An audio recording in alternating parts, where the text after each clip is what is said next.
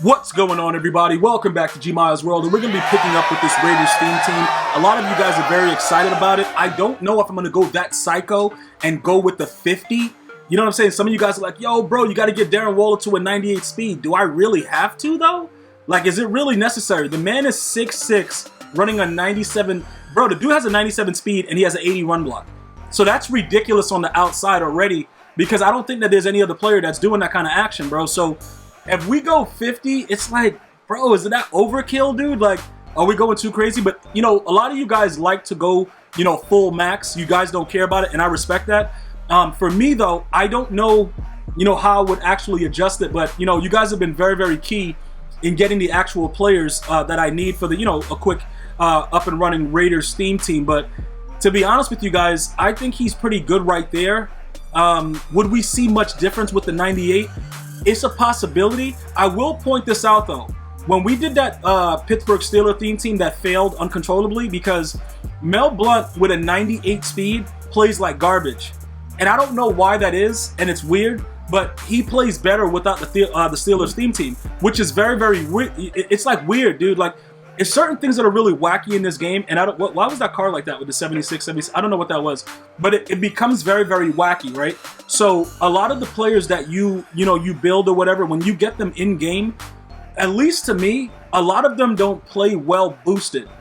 Like, some of them are just good by themselves without abilities, and that's just it. And nobody can really explain it because we don't know how to explain it. We're just like, you know, that's why I'm showing you guys this Bo Jackson card, right? He has all these boosts. But when I gave him abilities, you know, other than the elusive, you know what I'm saying? As far as like juking and spinning and stuff like that, when you actually see the ability, he's actually better without abilities. A lot of the cards are like that. Even like Randall McDaniel, the lineman, if you guys go way back and watch that video when I got him, and that was like the time where we were trying out abilities on O-lineman, check him out and look how trash he was. And then now watch him play with no abilities.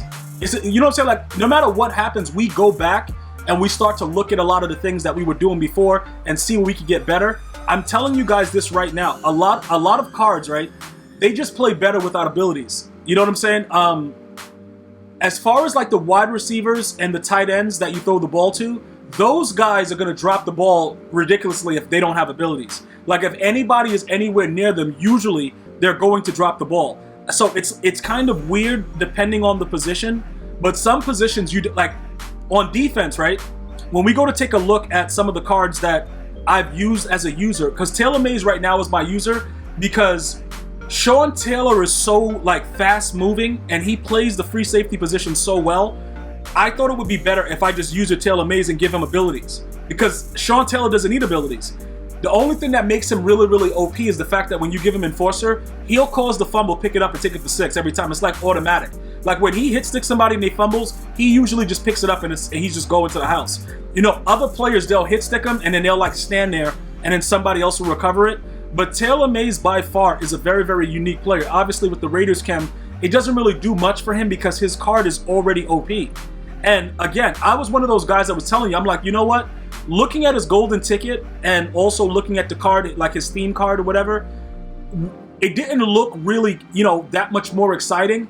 But they did something to this card to where even if he doesn't have abilities, he'll play like similar to Sean Taylor, but he'll also lurk some passes. Now, he won't lurk the 10-yard in between passes, but he'll lurk some passes that are right there that usually the players don't jump at. All right, so I just want to make sure you guys understand that. It's very, very important that you guys understand a lot of the things that I'm trying to explain now because Madden 21 Ultimate Team is right around the corner. So whatever we decide to build, whatever we're doing, the players that we're looking at, I need you guys to remember a lot of these key aspects. Which players actually need abilities, which players don't. And we don't have to, guys, we don't have to put abilities on a player just because. If the player is better without it, leave him doing whatever he does. For instance, Jadeveon Clowney, I have abilities on him, right? But that dude is a monster no matter what. The only issue is if you get a guy that just wants to run the ball and you don't have run stopper on him, he's easily like impact block. Like, they'll just throw him up in the air and just keep it moving. That's the only thing. A guy like Nnamdi, like coming to Nnamdi right here, right? He right here, he doesn't need abilities.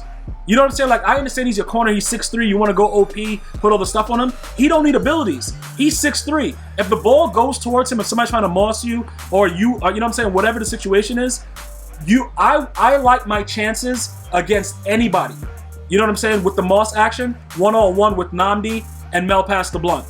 Because they're 6'3" and they just do weird stuff when they go up. Now, have I been mossed? Yes. It's going to happen, bro. Like, these things are going to happen regardless. But the bigger picture is this, though. What are you getting out of having a corner that big? You can manipulate the way your defense plays. So I've played people that had abilities on the, Night Train, whatever, and they've gotten a pick when I tried to moss them, and it looks cool. I go right back and start mossing Night Train all game. So Night Train being 6'1", that's an issue. That's something that's a problem. And I'm just saying, I've seen people put, Calvin Johnson out there, corner, to try to stop me, and I mossed them too. But the reasoning behind that is you lose something by playing these players out of position. It's been going on for a while, guys. I'm telling you right now, guys, we got the one loss. It's available on Twitch. Everything that I do is pretty much live streamed, or you see it here. The guy that beat me, bro, that video will be on GmiasWorld Gaming right here on YouTube. You guys got to see it. Like, you're not going to believe how EA just spoon-fed this guy. It was a wild game, bro. Dude was fumbling, standing, all my guys just stood around, looked at the ball, and then he picked it up. It was a lot of weird stuff going on. He eventually won the game with a field goal. But getting back to this point right now, understanding what I'm trying to say, is Darren Waller OP with Raiders Chem? It's something different about him. Because when I first used Darren Waller, he was very, very, like, soft. Like, you know what I'm saying? Like, dudes would just throw him all over the place, and he wasn't really holding on to any passes and stuff like that. Now I give him a little bit of boost with Raiders, and then the dude is holding on to passes that you're going to see in a second that usually he doesn't. So I got to figure out a lot of stuff. Now that they're starting to, okay, Sap, you don't got no hands though? Now that they're starting to add a lot of features, they're starting to give us information about different things, we're going to have to start to plan, currently right now for Madden 21. Because I'm going to tell you this right now, if there is any possibility that the boost that they offer will actually have impact on the players and we can visibly see it, we're going to have to change up some of the stuff that we're doing. And it's going to have to be done immediately. We're going to have to figure some things, like right here, this guy, like, we're going right at him, bro. We're going right at him. Usually with those hits, the animations that you get right after that, the ball will come out. Him holding on to that was kind of weird, bro. Because keep in mind, guys, when you double team Darren Waller, why did he just run? Okay, I know what he just did. Okay. Oh, what? Wait a minute. He was in the tackle animation. And then why wasn't Calvin blocking? What was going on in that whole play? That whole play was just ridiculous. I'm going to have a talk with a couple guys in the locker room. Maybe some guys have to get rage sold. What was going on? And why wasn't Calvin? You guys have been saying, yo, get back Kelvin Benjamin. I might have to, dude. This dude, Calvin Johnson, is really out there playing with me, right? Like, he really, okay, just run right in then. Whatever. Yeah. Do whatever you want. And why is that guy running so fast? Who is that? Is that Bobby Bell? Who is that idiot? Why is he running after me so savage, like I got a pork chop on my butt cheeks? He was running kind of savage, guys. Look at Calvin. Yo, he's really not. Yeah, we might have to get rid of him.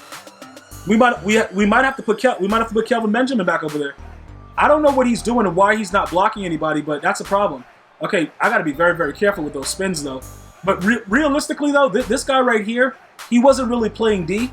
And if he wanted to stay for the full game, it would have only gotten worse because it didn't make any sense what he was doing. And then plus, for some reason, my O-line was just like playing like the Dallas Cowboys in the 90s early on when they were winning Super Bowls. Everybody was getting mauled in this game right here. But then some games do just run right in. So I don't know exactly what's going on with that situation. But everything was just working out. And to answer some of the questions that you guys got, do I have a Raider that's starting on my O-line? I don't think so. So it has nothing to do with the Raiders theme team. You know what I'm saying? Like, I think it's all backups for my, pretty much my O-line core. I got my same guys that are like really OP, the Larry Allens and stuff, Kevin Mawai. Those are the dudes that I have out there. I just don't know why they're playing so viciously and aggressive, but it is what it is. I'm liking what I'm seeing from Darren Waller. This guy right here, he had an appointment to do a slapbox competition with his goldfish, so he's going to throw me this pick and go ahead and rage quit the game or concede or however you want to call it and go handle his business. But again, I think we're going to stick with the Raiders theme team for now. As long as Darren Waller gives us that type of production, I think it's worth it. Now, will we go 25 and 25 of another team? That's also possible. I don't want to say that it's not, but for now, we're going to focus mainly on the Raiders theme team and seeing what we could build with that. And then we'll start to add along as we go, just to make everything a little bit, easier for everyone. All right, guys, I want to thank you guys and girls for watching. You go ahead and have a great day. Continue to be safe. Until next time, one love, y'all.